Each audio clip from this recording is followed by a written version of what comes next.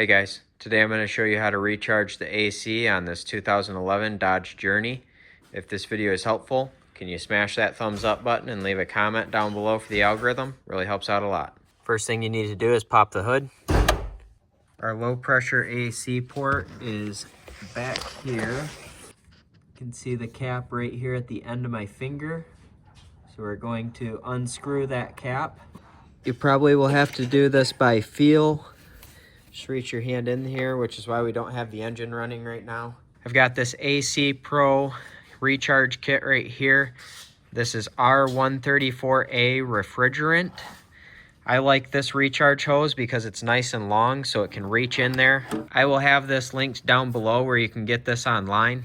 So we're gonna take this recharge hose, reach in here and push it onto that fitting until it clicks onto the fitting. It should stay right on there. Then we're gonna set our kit over here onto the side. Now we're going to start our vehicle. Then we're gonna turn our AC on.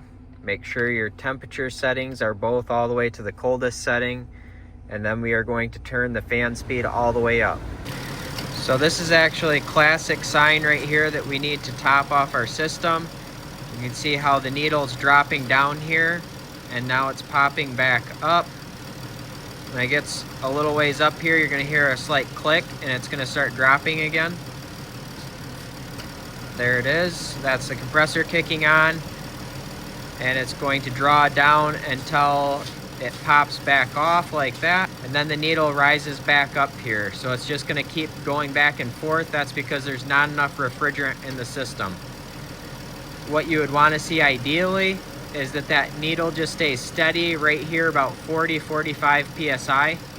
So we're gonna add some refrigerant to the system. The way that we're gonna do that is just squeeze the trigger.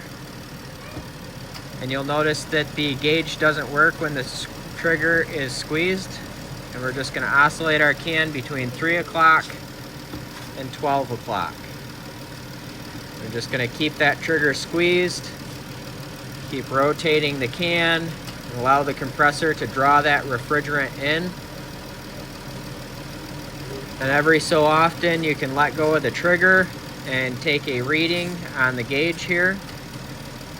You can see our needle is still dropping. You're gonna keep adding refrigerant until that needle stops bobbing back and forth and just stays steady in one place.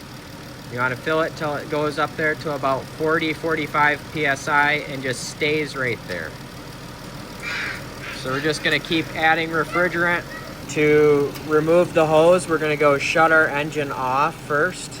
To get this off from the fitting there, you're just gonna pull back on this ring right here and it'll pop right off. And then you can put your cap back on. I hope you found this video helpful. If you did, smash that thumbs up button. Leave a comment down below for the algorithm. Thank you for watching and have a good one.